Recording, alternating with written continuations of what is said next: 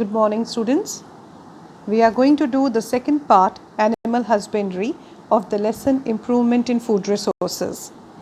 Animal husbandry is the scientific management of animal livestock. And what does it include? It includes various aspects such as feeding, breeding, and disease control. So, we say there are three aspects of animal husbandry, that is, taking care of the feed of the animals, taking care of the breeding, reproduction part of the animals, and controlling the diseases which the animals suffer from. Animal-based farming includes cattle, goat, sheep, poultry, birds, and fish farming. As the population increases and living standards increase, the demand for milk, eggs, and meat, that is, the products from the animal husbandry, that is also going up. So there is more need for the production of the materials obtained from the animals, that is the livestock production. We start with the first one, that is cattle farming. Cattle farming or cattle husbandry is done mainly for two purposes. They are for milk and second is draught labor. Right? The animals which produce milk, that is the milk producing female animals, are called as the milch animals. We also call them as the dairy animals, whereas the ones which are used for farm labor, that is working in the farms like ox, they are called as the draught animals. Be careful about the spelling of the draught here. Now there are two species of the cattle that we talk about, that is cows and buffaloes. The scientific name of cows is Bos indicus and buffaloes, they are called as Bos bubalis. Now we also talk about lactation period in the cattle. Lactation period refers to the period of milk production by the cattle after the birth of the calf. So more is the lactation period, more would be the production of the milk. Now let's talk about the breeds of the cattle. There are two main breeds of the cattle. One is exotic or foreign breeds. The other are the local breeds, or we also call them as the Indian breeds or the indigenous breeds. Example of exotic or foreign breeds are Jersey and Brown Swiss, whereas the local breeds are Red Sindhi and Sahiwal. These are the names of the cattle, the indigenous Indian breeds. What are the benefits of the exotic foreign breeds? The benefit of exotic foreign breeds are that they are selected for long lactation periods. That means they produce milk for longer duration. However, they are not resistant to diseases. They cannot adapt very well to the Indian climate. Whereas when we talk about the local breeds, they show excellent resistance to diseases. However, the milk production is not very good. Therefore, the scientists go for cross breeding between the two breeds, that is the exotic breeds and the Indian breeds, so that the animals produced, the progeny, should be born with both the desired qualities. And what are both the desired qualities? One is a longer lactation period and the second is resistance to the diseases.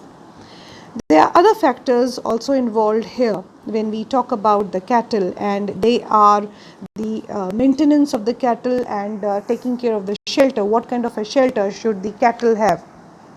So the cattle should be there should be proper cleaning and shelter facilities for the good health of the animals and for the production of the clean milk. Animals require regular brushing to remove dirt and loose hair. They should be sheltered under well-ventilated roofed sheds that should protect them from the climatic conditions, so that is rain, heat, cold.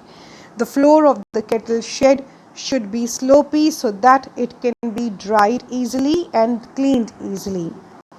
Now we talk about the food of the cattle. What kind of food should the dairy animals have? Well, it depends upon mainly two types. One is the maintenance requirement and second is the milk producing requirement. Maintenance requirement is the food which is required to support the animal to live a healthy life, whereas milk producing requirement is a type of food given to the animals during the lactation period. Now, what does animal feed include? It includes roughage, which is mainly fibrous, includes concentrates, which are low in fiber, but they have more of proteins and other nutrients. Apart from this, certain additives, feed additives, or you can say supplements, are given to the animals, which provide them with the micronutrients for more production of milk. We now talk about the next thing, that is the diseases which the cattle may suffer from. Cattle may suffer from a number of diseases, and these diseases may cause the death in the cattle as well as reduce the milk production. How do we find out that the animal is healthy or sick? A healthy animal feeds regularly and has a normal posture. So on the other hand, a sick animal would not have a normal posture, would stop eating, so it would not feed properly, it would remain isolated. So these are a few of the things by which we can make out that the animal is sick. The parasites of the cattle may be both external and internal parasites. Parasites are those organisms which derive their nutrition from the living host. So this is one kind of a relationship where one of the animal is, or one of the organism is benefited, that is the parasite is benefited, whereas the other organism is harmed. So the organism from which the nutrition is being drawn is harmed. Here, the internal parasites are the ones which are present inside the body. They are like worms which affect the stomach and intestine, as well as liver flukes causing the damage to the liver. External parasites, they live on the skin and mainly cause the skin diseases in the animals. Infectious diseases may also be caused by bacteria and viruses, and to prevent the diseases in the cattle, they can be vaccinated. We now come to the second part, that is poultry farming. Poultry farming is undertaken to raise domestic fowl for egg production and chicken meat. When we talk about poultry farming, we are talking about the fowl birds like geese, turkey, hen, so that we can obtain number one, egg from them, and second is the chicken from them. Depending upon what we obtain from them, the poultry birds are divided mainly into two types. One is the layers and the second is the broilers.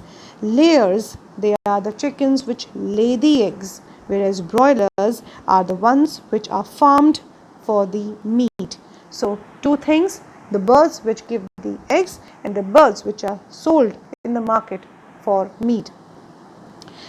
The cross-breeding programs between Indian, that is indigenous, for example Asil, and foreign, that is exotic, for example Leghorn breeds for variety improvement, are focused on to develop new varieties for the following desirable traits. This particular paragraph tells us number of things. One, there are Indian breeds or indigenous breeds of the birds. The example is Asil. Foreign variety is Leghorn, right? Now a crossbreeding is done between the two kind of varieties to obtain the new varieties for the following reasons. Now, what is the advantage of the Indian bird? The Indian birds are resistant to diseases. The disadvantage, they lay less number of eggs in small sized eggs. The advantage of the foreign breed is that the number of eggs are more and the size of the eggs are more. The disadvantage is that these birds are not resistant to diseases. So crossbreeding is done so that the birds obtained can give us more number of eggs and they are resistant to diseases also. Let's look at some of the desirable traits. Number one, number and quality of the chicks. Second, dwarf broiler parent for commercial chick production. Third, summer adaptation capacity, that is tolerance to high temperature for survival. Fourth, low maintenance requirement. And fifth is reduction in the size of the egg laying bird with ability to utilize more fibrous, cheaper diets formulated using agricultural byproducts. Poultry birds are called as the converters of the low fiber food stuff into a highly nutritious protein food. They are given the fibrous cheaper diets, whereas what we obtain from them are the eggs and the meat, both rich in proteins. Therefore, they are the converters, good converters of low fibrous diet, low fibrous food stuff into a highly nutritious protein diet. Now let's talk about what are the requirements for the egg and broiler production, what kind of maintenance do they need, what kind of a feed is required for these chickens. Broiler chickens are fed with vitamin-rich supplementary feed for their good growth rate and better feed efficiency.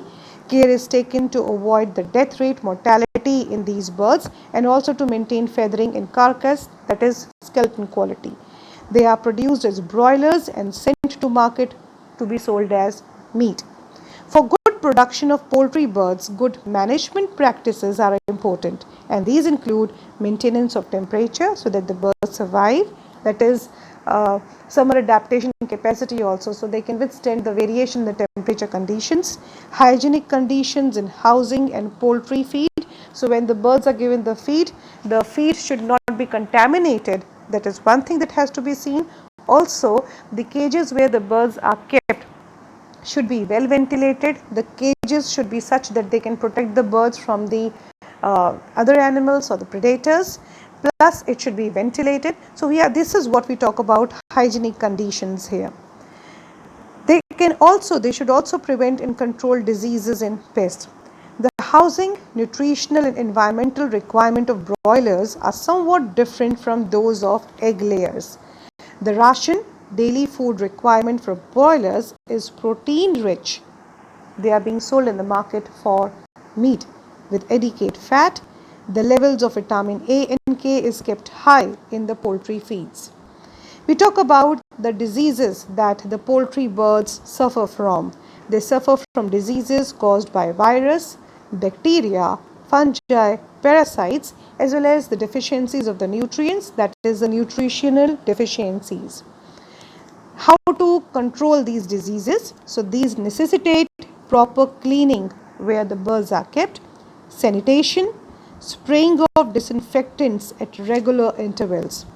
Apart from that, the bird which is sick can also be kept isolated to prevent infection to the other diseases, and also appropriate vaccination can serve as a preventive method, can prevent the occurrence of infectious diseases and reduce loss of poultry during an outbreak of infectious diseases.